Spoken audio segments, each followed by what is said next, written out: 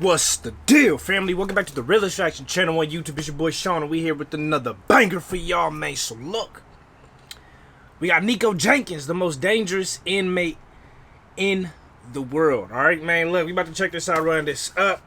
This actually just caught my eye on like YouTube suggested it to me or whatever. So I'm about to run this up, man. I feel like I've seen this dude face before, like. Dog look crazy, bro, but I feel like I've seen his face before. Like, you know how, like, people be using the same photos for, like, all types of videos and shit like that? I feel like I've 100% seen his face before. I think he's like a meme, too, or something. So, we definitely gonna run this one up right here, man. If you guys got more videos from me, you know what to do. Hit that like button, subscribe. If you guys want to see more different type of stuff from me, subscribe to my second channel. Link will be in the description. It's your boy Sean. It's gonna be more fitness, food, and just like original content, all that type of stuff. So make sure to go over there, check that out, and subscribe over there, man. I can get this monetized pretty soon. We can just keep having more videos on the YouTube, man. Just going up. Anyways, man, Nikko Jenkins documentary. In 2013, Nikko Jenkins went on a spree in Omaha under the command of Egyptian snake god Adolphus. Yeah, bro, tripping. Bro, for sure tripping. He also had help from the Jenkins family, his mother, sisters, cousin, and uncle, the whole family. In this video, we dive deep into the past of Nikko and his family roots, which led him to get the ultimate sentence in court. Shouts out to PK Chronicles, man. Yeah, man. Let's run this up, dog. Man so dangerous that he's sentenced to. Imagine a man so dangerous that he's sentenced to 450 years in prison. A very manipulative and sinister in.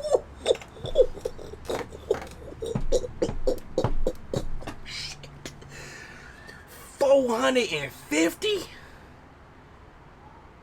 450 years, bro. They not taking no chances. They like, shit, bro. If one of them motherfucking thing was something, if one of the motherfucking vaccines dropped that let people live to be 1,000 years old, you still got 450 years, dog. They taking no chances with bruh.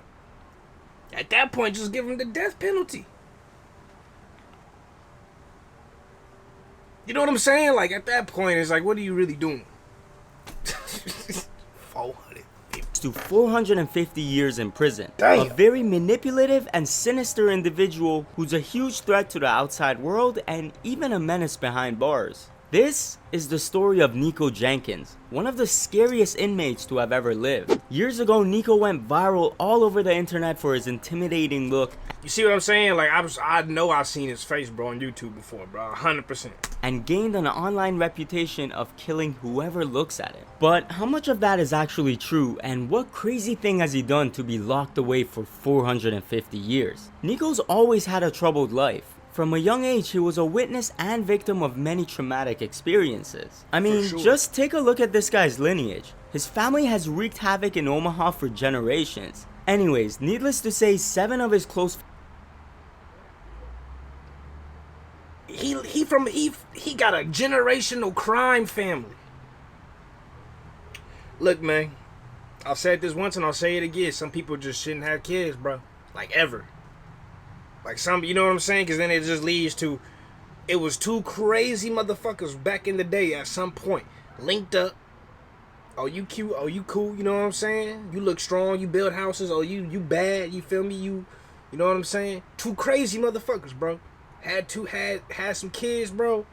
And they just, and ever since then, all the way down to the fucking tree, bro, it's just been havoc.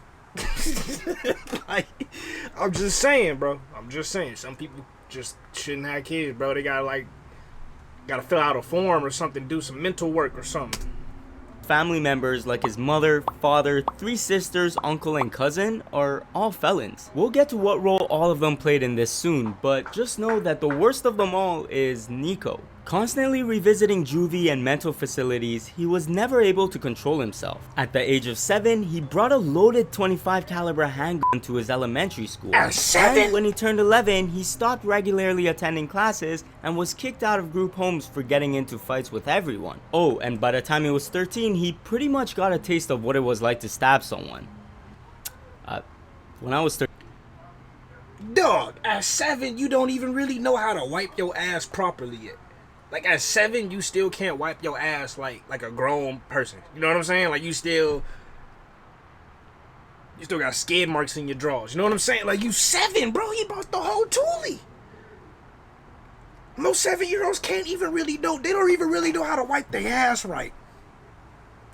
13, I didn't even know how to cut an apple. Anyways, Nikko got involved with gangs very early on, and in 2003, at the young age of 15, he was sent to prison for 2 armed carjackings. During his time behind bars, he continued causing problems, and the court slapped on 2 extra charges. One for attacking a guard, and the other for inciting a prison riot. But the next decision the judge made changed the course of many people's lives for the worst, because instead of those additional sentences running consecutively, the courts ordered them to run concurrently, which meant he received no additional time and only served his 10.5 years in prison. Fast forward to 2013, he was finally released, and instead of learning his lesson and reforming, he went on an absolute killing spree. I mean, seriously, this guy just doesn't stop, and a lot of this could have been avoided if the judge didn't implement the sentences like that. 11 days after becoming a free man, Nikko shot and killed 2 random people, Juan Peña and Jorge Ruiz. But the real kicker here is that he did it with the help of his cousin and sister. Using his family in order to is that he did it with the help. Bro, you see that? Proud of that shit too. You feel me? Crazy, bro. Help of his cousin and sister. Look at the sister, proud, waving, trying to have her little cute walk on, bro. Crazy, insane. That's what it really is. Using his family in order to lure the 2 men to the location. Both individuals were shot in the head and their wallets were stolen. Now, it doesn't stop there, cause 8 days later, he shot and murdered one of his old prison buddies, Curtis Bradford. What's weird is that a day prior to the incident, these 2 took a picture together. It's like, you can't even trust your own friends anymore. Anyways, the motive was simple. Nikko's sister believed Curtis's friends were responsible for Curtis, bro, if you thought Nikko was your friend, you was tripping, bro. I'm sorry. If you got 10 criminals in a room, none of y'all is friends. Y'all is criminals on a job. Y'all is 15 criminals on a job. Y'all not friends. You know what I'm saying? You know what they say? Once a cheater, always a cheater. Once a criminal, always, you know what I'm saying? Once a snake ass nigga, always a snake ass, you know what I mean? Shooting up their house 6 months prior. So the siblings set up a trap for Curtis and lured him under the impression. The motive was simple. Nikko's sister believed Curtis's friends were responsible for shooting up their house 6 months prior. So the siblings set up a trap for Curtis and lured him under the impression that they were gonna rob someone else. But instead it turned out to be a hit on him. A couple of days go by and Nikko's back at it again. This time pulling over a random SUV and shooting a woman 4 times. The victim was a mother of 3 by the name of Andrea Kruger. And once again, a member of his family was involved. This time it was his uncle Warren Levering. So we have his sister's cousin and now uncle who assisted him with the throw the whole family away, bro. Murder. Sorry. But there was actually one more person. His mother, Nikko Jenkins. She was the one who bought him the ammo in the first place and knew about everything that happened. Not too long after, Nikko was finally arrested due to an unrelated threats charge. And as investigators put 2 and 2 together, they realized that the murders were all linked to him. I got you. What do you mean you got me? I got your DNA at the murder scene. Oh, he for real, huh? That cop is for real. That is not a fake. That's not a fake. I got you. Like, he's just like, bro, I got you. I got Nikko Jenkins. I got your DNA in the car. He got him. I got the weapon. You hear how he said? I got Nikko Jenkins.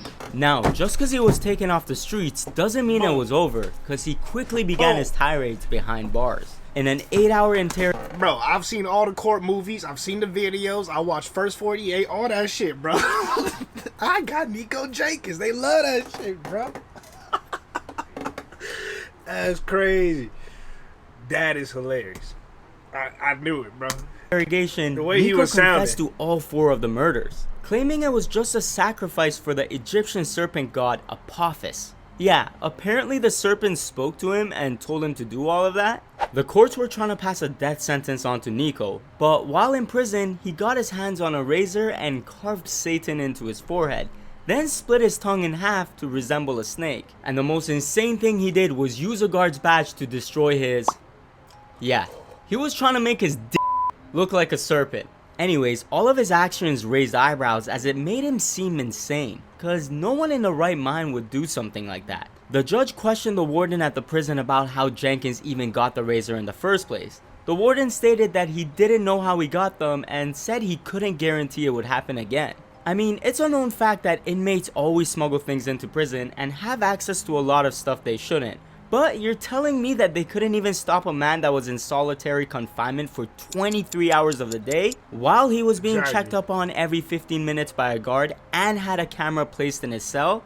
Not to mention he wasn't allowed to interact with other prisoners. On one other occasion, he even managed to grab a set of 7 handcuff keys and swallow them. Just taking one look at this guy and hearing about the stuff he did while knowing about his family and past, it's easy to assume that the justice and health system failed him. But we're gonna pull a reverse Uno card here. Cause you see, after being evaluated by multiple state psychiatrists, they all came to a conclusion that Nikko was just faking his mental problems. Despite his barbaric behavior, they believed that he was extremely cunning and knew very well that if he was deemed insane or incompetent, then he could get away from his death penalty and be placed in a psych ward instead. The man was essentially fighting for his life at that point. And due to these circumstances, the court cases were delayed and there was a brief period of time where it looked like Nikko was about to escape from his ultimate punishment. Not fit to face the death penalty. A ruling today changes the next step in the case of convicted killer Nikko Jenkins. Okay, now this makes sense why they didn't give him death penalty. But but it still don't. You know what I mean? Like, it makes sense why they, but it still don't really, like, still should have just gave him that real quick. Like, you know what I mean? Like, hey, man. He's insane to an extent, like functionally insane. He's just a savage, bro. You know what I mean? I'm not competent insane. He's competent and he's functionally insane. You know what I'm saying? Like a functional alcoholic, non-functional alcoholic, he's functional, man. You know what the death penalty is not a sentencing option tonight for the man convicted of killing 4 people in Omaha. However, in May of 2017, a panel of 3 judges had to make the final decision. The only way this death penalty could be implemented was if all 3 judges agreed unanimously to the death sentence. Therefore, this panel finds that the death penalty is appropriate, should be, and is hereby given for each of the 4 murders by the defendant.